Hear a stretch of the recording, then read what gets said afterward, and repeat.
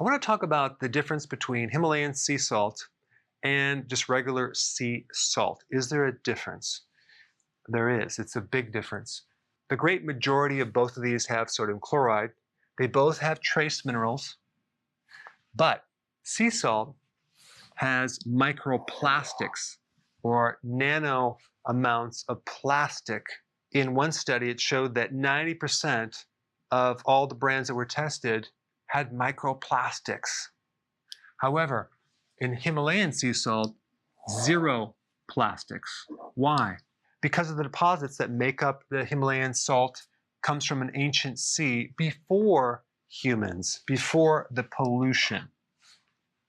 Now, the problem with microplastics is that it gets into our system, it creates inflammation, it creates a lot of problems because it can act as an endocrine disruptor, and it does take a little bit of time to degrade and break down, about 500 years. So what you need to do is limit your exposure to it. So I do not recommend consuming sea salt unless it's Celtic sea salt, or it could be pronounced Celtic. This is okay. This is from France.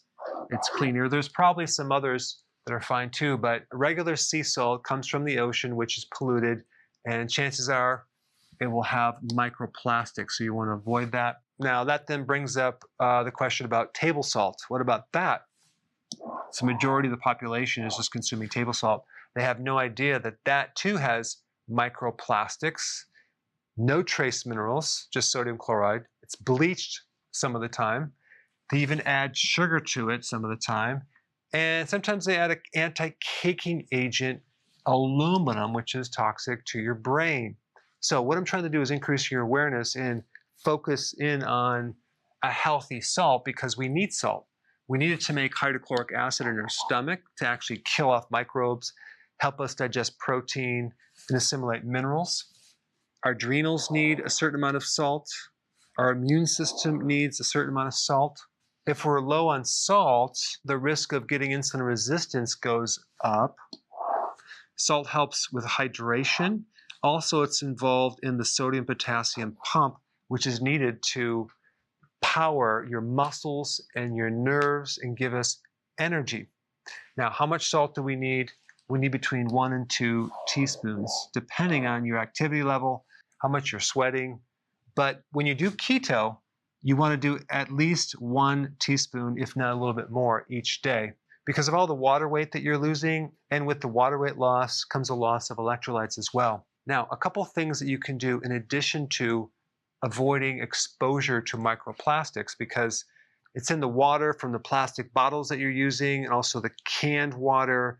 It's in a lot of different things, especially if you're using microwaves with plastics and even styrofoam cups. If you have good friendly bacteria, there's been some studies that show that certain microbes in your microbiome can help break down some of these plastics.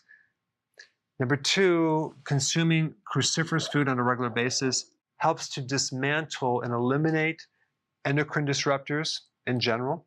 And also, consuming enough omega-3 has a tendency to keep your inflammation down, because one of the problems with microplastics is inflammation. And so if you counter that with taking things that keep your inflammation low, you can minimize the damage to some degree. But definitely don't consume just regular sea salt. Go with the Himalayan salt, or go with some other salts like Celtic salts that don't have microplastics. So if you want more knowledge on how to create a healthy body, subscribe now and get daily notifications.